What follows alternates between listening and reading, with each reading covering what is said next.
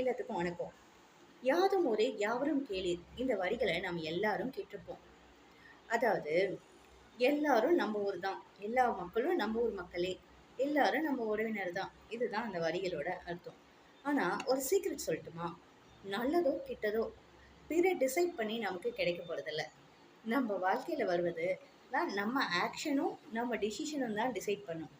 மற்றவங்க முடிவு பண்ணுறதில்ல. இது முதல்ல நம்ம அண்டர்ஸ்டாண்ட் பண்ணிக்கணும்.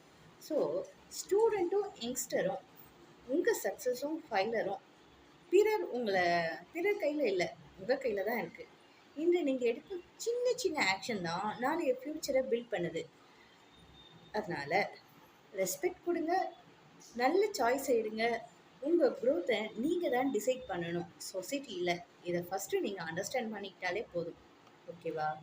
முதல்ல ஆக்ஷன் எடுங்க.